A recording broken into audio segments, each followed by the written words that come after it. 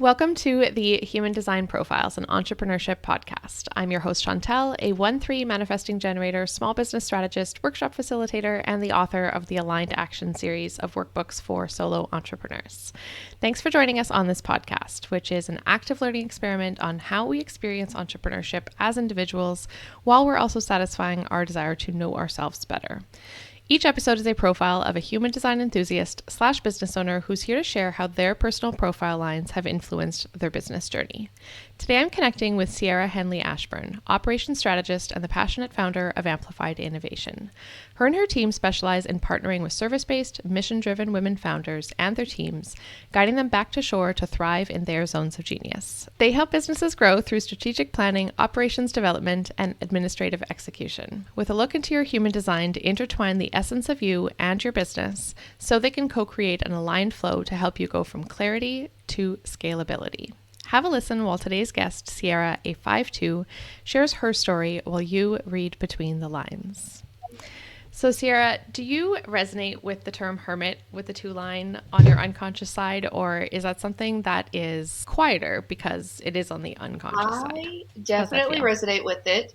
It was almost affirming in a sense from my MG side of things, of how, like, when I look back to my younger days and how I had many activities for so long, and that rest was treated as more shameful versus, and so the two almost was permission giving of like, oh, that's why I need to recharge, and that makes sense. And so it definitely aligned. Like when I discovered human design, it resonated, and I was like, this makes sense for my self-care and self-love and all of that. And it was that fitting puzzle piece. So definitely, even though it's the unconscious line, it resonates and is a big part of how I blend human design as a tool personally and professionally. Mm-hmm.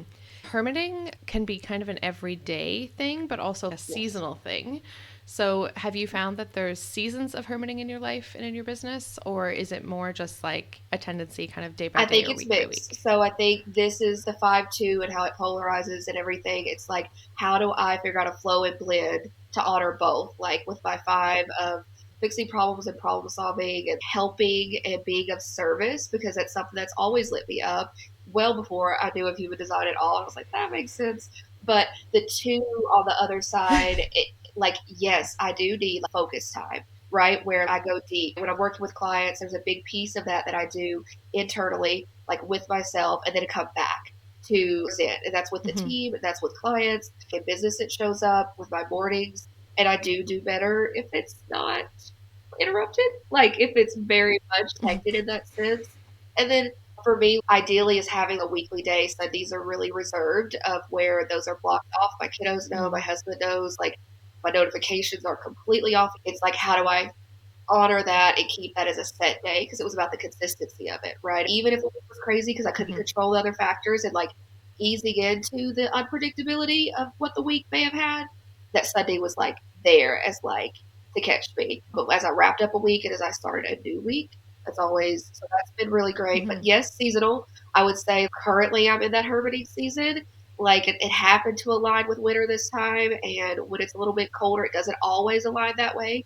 Previously, before having the awareness of being a 5-2, I didn't always feel comfortable with that, of the patience that requires, of the time away, and it seemed to conflict with what others seemed as normal, right? It definitely stands out. The amount of time I need away and like to look inward is different than what others experience. Conditioning wise, it was getting a different message. Even now, as I am blending human design further into how we support clients, I have found myself like more deeply in that hermit season.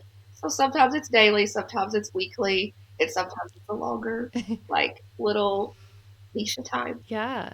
I could see those longer times being really tough as an MG to just trust that Yes. hermit mode. Yep, it can be. And I think I Mm-hmm. spent a lot of 2023 really leading into the trust of timing even more. I've always been a believer in it, but the trusting, and not just saying that I trusted it, but feeling in my body that it was like, how, and what do I do instead of like, okay, how do I find joy in other ways that are not attached to the deliverable or outcome? Because if I'm in this season of rest, if I'm honoring my 2 on a consistent basis, I need to utilize my action and my energy and still Mm-hmm. blend it with this. So that was a lot of the recent year of how it's been. And that led me to the idea of like, how can I put human design further into how we support clients? Not just how the Mm-hmm. team and I use it or how I use it on a personal basis, but how can this be presented to clients as a support tool? I know listeners are going to be curious about all three of those levels. I'm curious how you use your own human design in the strategic planning of your own business, and then how you and your team use it. And then also, I know you've been transitioning into using more of it, but maybe what it looked like before of how you used it with clients, if you did at all. And then now what that's going to look like as you're shifting into the new zone. That's a 3-part question with an AB Yes. on the last one. So, and you may have to like redirect me as I go through them. So, like, I will, yeah. personally, I use it with everything. Like, it definitely blended in. It definitely come alongside like therapeutic journey and all of that. When I first discovered it, I recognized very quickly that this was going to be a support for what I was going to release that I had been previous conditioned with. That this was going to bring me deep clarity, and it has. So it definitely impacts how I have perspective, how I have respect and love for myself on a day-to-day basis, and my relationships as well. It has brought me deep understanding to be able to pull other people's charts, my husband's, my best friends. It's definitely insight that feels like it helps with the trusting. I think to have the knowledge, to have the information has Mm-hmm. been very, very trusting on a personal side of it. So I definitely consider it in terms of, getting in my body, being able to respond, from my sacral and versus in my mind. That's been a big piece of it. So personally, that's how Mm-hmm. it shows up. And that allows me just to have more ease and more peace across the board is what I found Mm-hmm. alongside other tools. Business wise, it's definitely impacted schedules of how I look at things. I think I Mm-hmm. always Mm-hmm. being strategically minded and all of that and problem solving oriented, there's never a one way, like only. And so I've never done cookie cutter solutions for Right. clients or myself. So it's always been out of box before I realized that also was part of human design of how like I creatively would come at things with different solutions. But I've always been about for myself and clients, how do we customize your schedule? How do we look at this where we're honoring you? Human design allows it to be even more customized for me and for clients, where Mm-hmm. some people really enjoy the time blocking and that's super supportive for them. Some it's more about the day rotation of how are they showing up on which days or afternoon or evening and versus morning. And so like it looks different and we always take that into consideration. So we've always had a very how do we honor you and your business?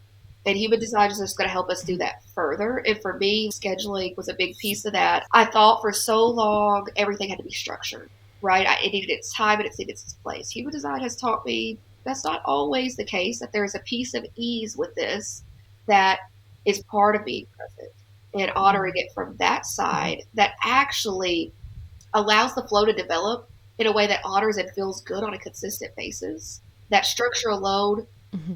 cannot do, did not do from my experience and from client Yeah. experience, that there was like this other side that we were skipping or overlooking that needed time and attention, Mm-hmm.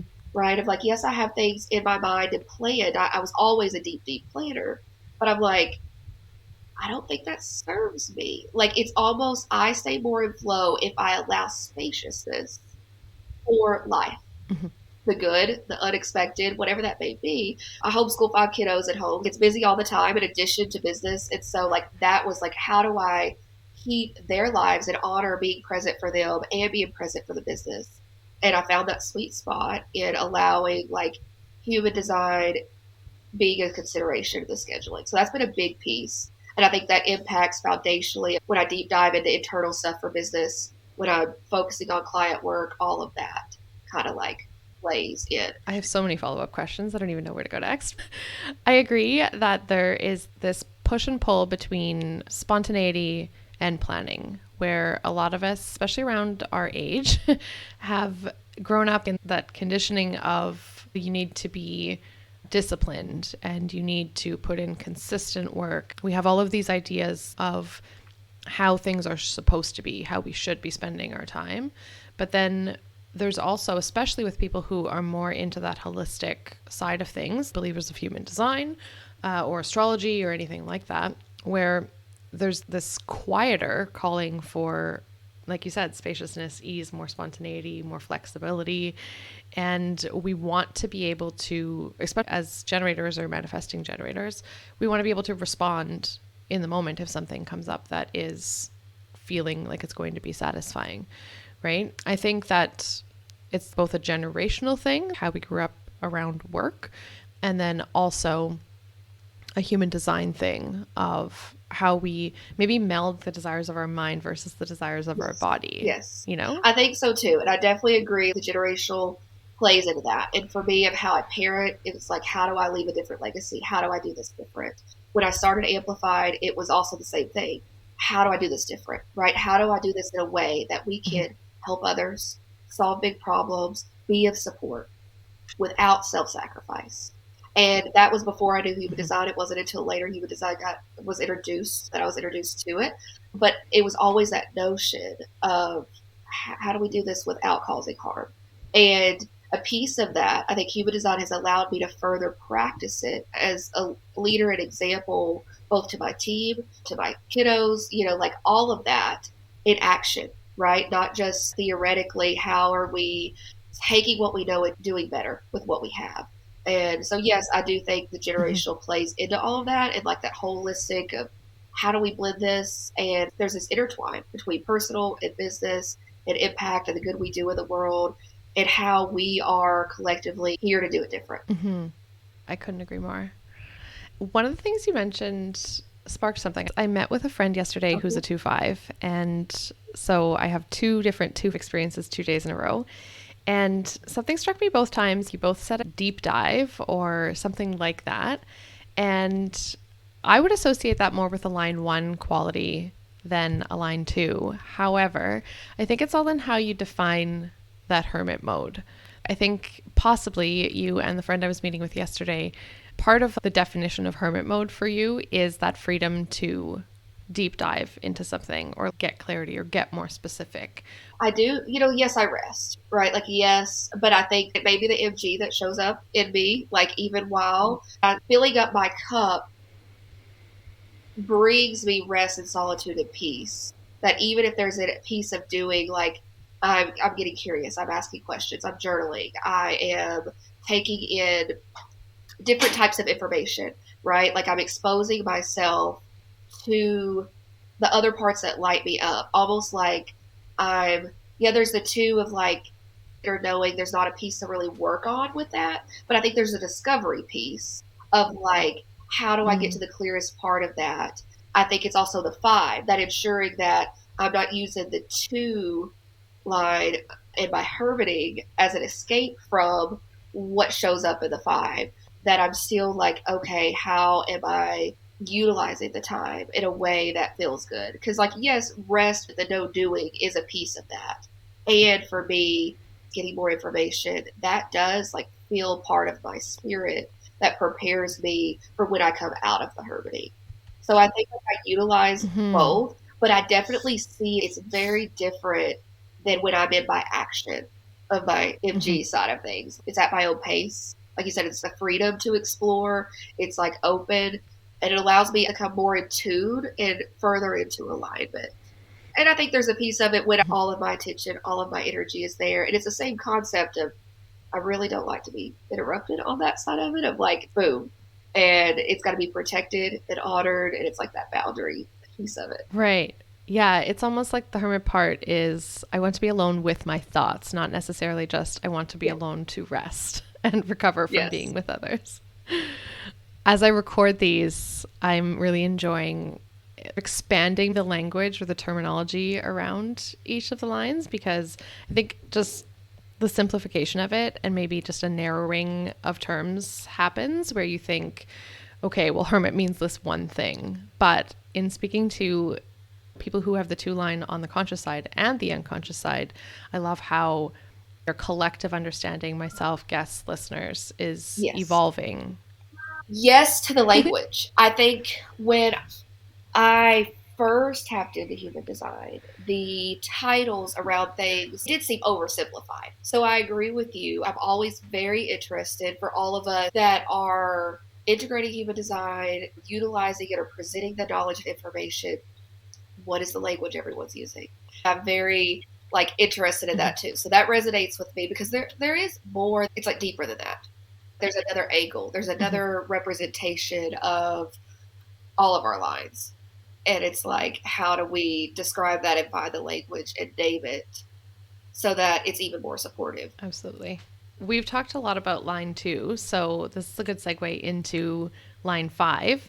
What language would you use to describe line 5 as someone who experiences that on the conscious side? I definitely I laughed when I read it the first time. I laughed out loud because I was like, yep, that definitely, I love helping. So it is something that's very natural, but that makes sense. That's one thing I've always said, that I want to do a lot of different things, even growing up. I still have a long list for when I grow up of the things that I want to do.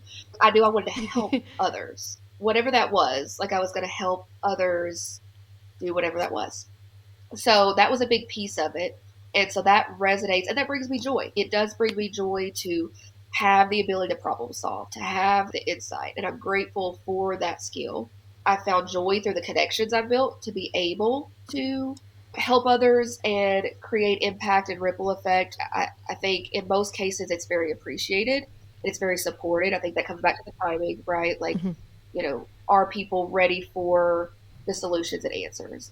And that's been a big piece of navigating who we work with, of when we work with them, or are they ready? Have they done the work that they've needed to do internally?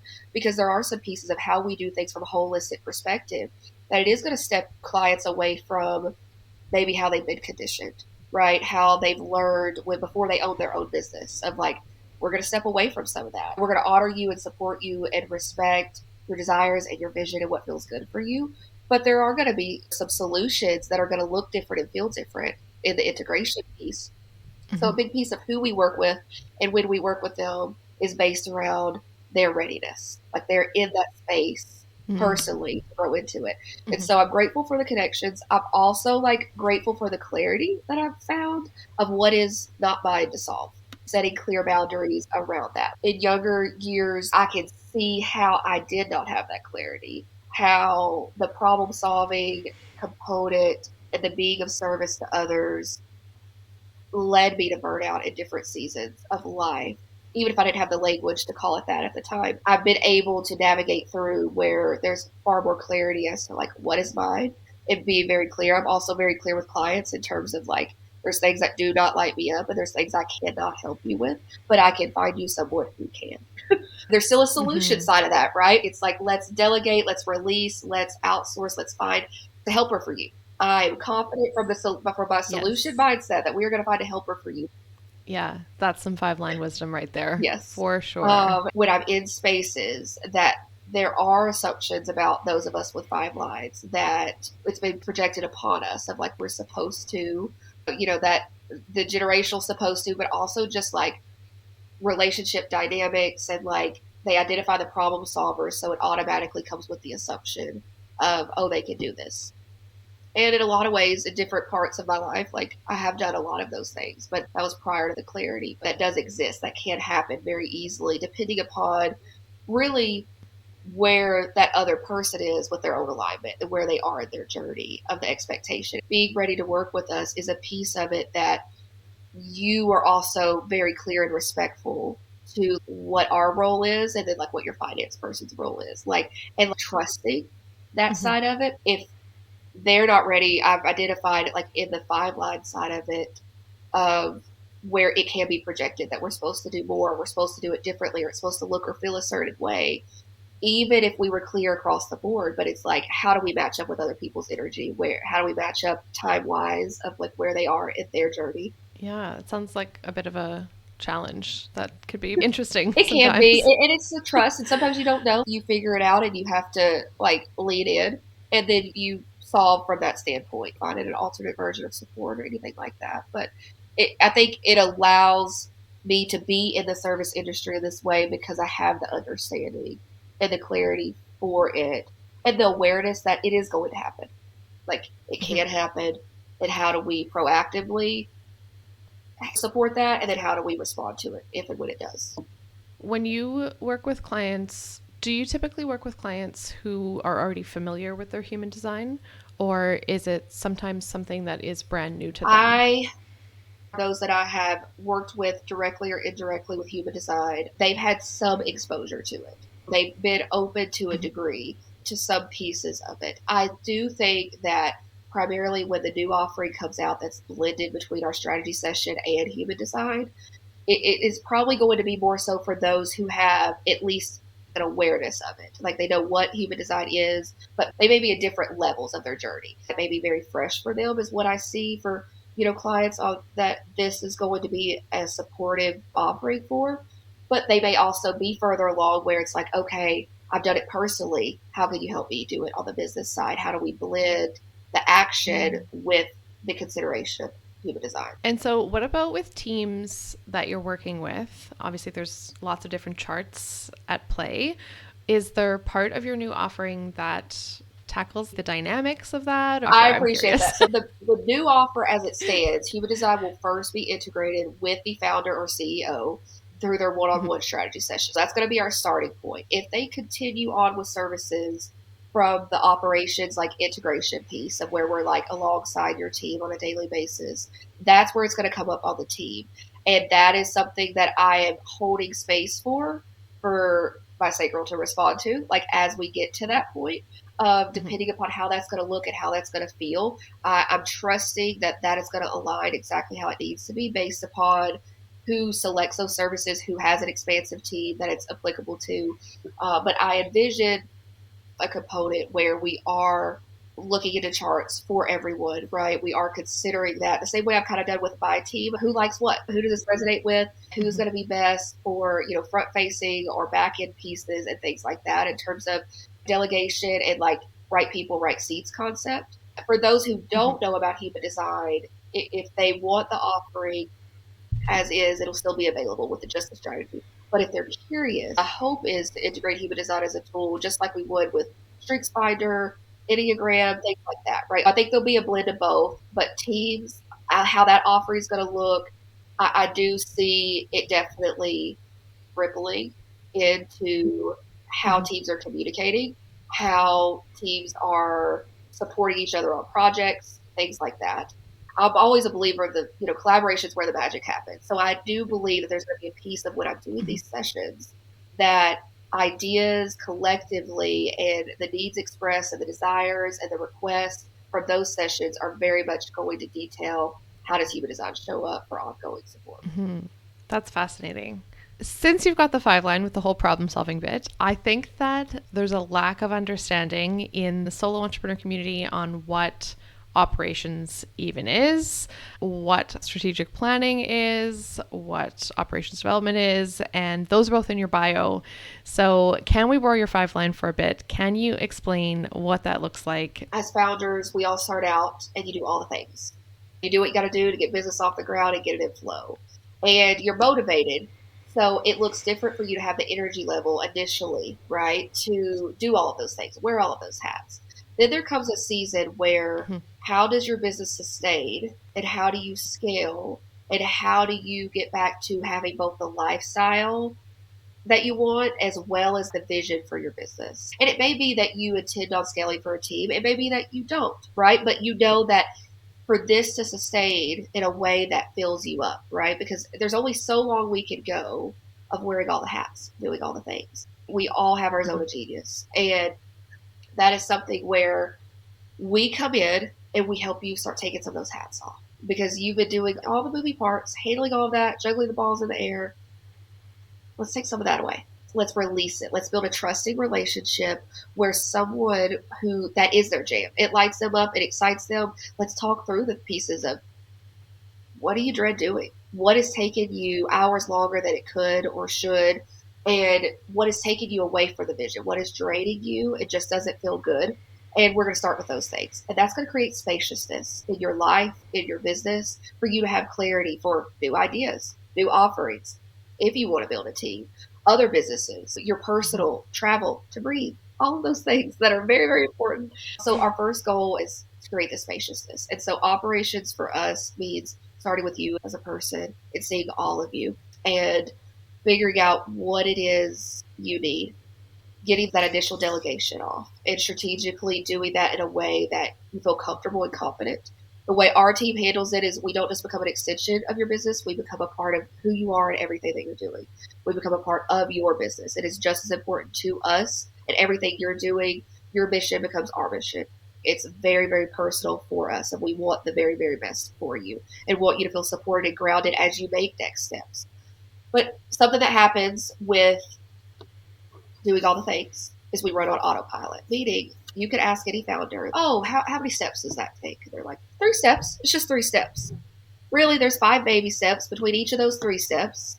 And you've been on autopilot for so long, you forget that it's happening. So there's a piece of documentation that operations contains. And this is something that I encourage every business owner to do along the way. If you have capacity to write things down, even if it's chicken scratch, even if it's on a napkin, even if it doesn't make any sense, even if it's quick clips of yourself, document, right? We can clean it up later. So documentation is a big piece of the operations of when it lives in your head and how do we put it out? Because part of the delegation is trusting that someone is going to do something as well as possible. But part of that is the responsibility of the founder to ensure they're communicating. So we spend a lot of time one-on-one of asking those questions, of figuring out how does that look? How do they envision it so that someone can be trained, whether it's someone on our team or someone else that they're going to outsource to, so that they're honored. And that helps with the trust building process because it's the time and consideration that everything that lives in their head and their heart are taken into consideration for the documentation. And the processes and procedures are written out that allows you to scale, that provides a foundation. So operations is very much just about foundations of you, foundation of your processes, and that allows you to then go to your next step, to build out the lifestyle that you want, to honor your new ideas, to bring other people on and train them so that they can be as knowledgeable as possible, even if they aren't you. Because that's that big piece. It's like they're not going to be you. They can be really great at that, and you can give them all that you've learned on these early stages of your business and set them up for success. So then that comes to the implementation part. What does that process look like with somebody else doing it? Who is the right person for that? How does that feel? What do we do with the time now? Because now there's spaciousness for the business owner of what does that allow for them? How does that look differently? And so we spend more time as to like the detailed flow of things for them. And that's where human design is going to come back into, of like honoring that side of it. Like, how are you responding, making business decisions that align with authority and response type? And those are different ways we plan on building a human design. Thank you so much for that clarity. You can tell that you are the person for this, just in how you can detail all of that and how the way you explain it, it helped me to reframe parts of my earlier business journey. Just listening to that explanation. When you talked about the stage of where you're wearing all the hats and there comes this point when it's too much, that happened to me in my web design business. Met you at that point. And maybe there could have been a way to salvage that aspect of my business. But instead, I went full manifesting generator and just like quit that whole part of it, right? The temptation to just drop something and run is very strong within me.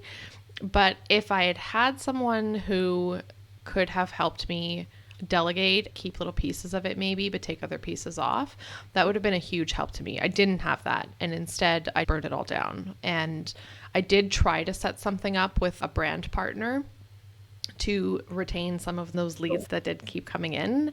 My brand partner is amazing and she is very understanding of my MG nature.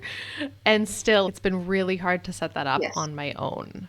And so I wish that at that point in my journey, in hearing you describe it, there could have been a different outcome for that I just didn't see. And part of it too, I think, is as a manifesting generator, you talked about steps, right? You think it's 3 steps. Well, it's actually 15 steps because it's 3 times 5. We love to skip some of those steps and we love to combine steps to make them more efficient. And we love to identify the steps for other people. I don't know how you feel about this, but I don't love to do that for myself. I don't love to figure Yeah, out the true it's hard. And so we steps need for prompting, and we myself. need someone to coach us along, or someone willing to like Mm-hmm. deep dive into that piece of like, how do we look into this? And because that's the thing, even if you're going to outsource and delegate, if you want part of your process honored alongside the process of that outsourced service provider, you got to be able to communicate it, because there's that gap between Mm-hmm. retention and aligned support, where there can be a big gap if we're not communicating our expectations, even just our flow and our way. We expect someone to do it at this level that we had done it at personally, but we got to think, we know as MGs, like we're running and we're doing it, we're, making shortcuts and we're getting things done. Not everybody operates at that speed. And so there's the piece of it that it has to be documented, so it can be step by step for someone else to understand how it works inside our brain as well as possible, right? They're Mm-hmm. still going to make their twist on it, right? That's where the trust comes in. But we have a responsibility of like, how do we empower them? How do we set them up for the most success? Even with my hermit, even with me liking my alone time, I know that there are others with skill sets, other designs that are supportive of my process, that's going to allow me to flourish. And so that's the big piece of when we come alongside, the magic is already in every founder we work with. And I am honored each and every time I get a chance to meet them and I see like, oh my gosh, you are doing the things. And I just am excited to help come alongside, because I know that my team and I, with our gifts, can be supportive to amplify all that they're doing, to further Mm-hmm. that. Like, you're doing good, let us help you do more good. The concept is that I think gets lost in early entrepreneurship too, is that it's independent. Yes, it is an independent journey. We are not meant to be alone. And that's my whole message. And yes, I would have loved to meet you in that season, so we could have been in support. That way you could have held on to the parts that you like, because I think that's the piece with the MG. It's like, that's our struggle. We still like this one little part over here. We just don't want to do all these other things. Mm-hmm. So Mm-hmm. how do we keep that? How do we honor like the part that we love and still keep something alive, but not be responsible for all the parts that we don't love anymore because we love other things? So there is a 100%. way to do it. And I think that for all other types as well, I can still be supportive, even if it's not like an MG running strong and Mm-hmm. moving on to the next thing. It's still the same support, because the way we do things is customized. I don't have a list of like, this is how we handle every exact problem and every entrepreneur that comes with this particular issue. It's like, oh, we're Right. going to figure that out For sure. together with you, of what feels good, and try it and try again until we figure out what exactly, because you're going to grow and you're going to expand. That's where our ongoing support comes in. Is like, we're there alongside you for when things shift, when your vision changes. We're with you. Mm-hmm. Beautiful. I feel like this was a bit of a discovery call for me, honestly, and listeners might feel the same. It was really great to hear about your 5-line gifts, your 2-line gifts, your MG gifts, and how that's all weaving into where you're heading next. Thank you So so thanks for much being for here. having me. I love this. This was a perfect way to start off the week. So I'm just so very grateful for you. We like to close every episode with an affirmation card, and I hope that card empowers you throughout the rest of your week Absolutely. as well. So when you're ready, you and I will take a deep breath in together and let that go. And the 5-2 card that I've pulled for you today reads, I release the pressure to save or fix everyone and everything, even though I am asked to. How can I unburden myself? Ooh, that's so huge. And I think it's so huge for those of you who haven't or have pulled your kiddos charts. I think this relates to inner child stuff for me more deeply. If you got a 5-2-2-5 kiddo, there's a piece of the inner child piece for yourself. There's ease and there's peace in, like, it's okay. You're not responsible for all the things. Yes, it resonates very, very deeply and very affirming. And I think for youth, if that can be implemented earlier on, that's a beautiful practice of their foundation. And then it's a regular practice for those of us that, like, I'm still ongoing, right? We're still always growing and improving. So for me, it's a great reminder. It's a supportive reminder. I think it's necessary to unburden. I think for me this week is like, just continue to remember that. Like, this is a season where so many people are dealing with so many different things, of like the new year, the resolutions. People carry that piece. There's also like the cold and wellness. And so I think the pressure can feel heavier for the collective as a whole. For me, it's just staying in the moment. And that is a practice of like sticking to somatic movement, meditation, all of that, the quiet time, and honoring that.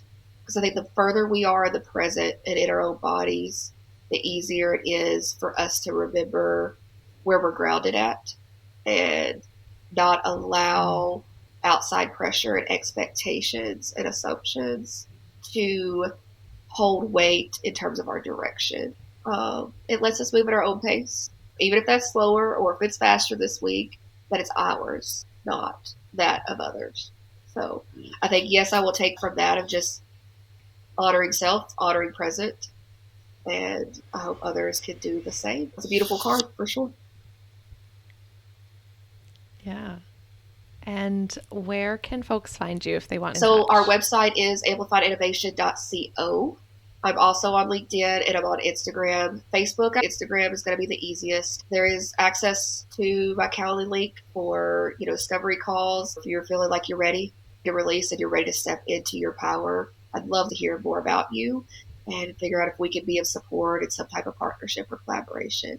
Any questions can be sent through Instagram, like as of something to respond to. And if I can help in that moment, I don't want anyone who's listening to ever feel alone when you don't have to. DMs are open in that regard, and I have capacity and spaciousness for you. I'd love to make magic for anybody who's ready for that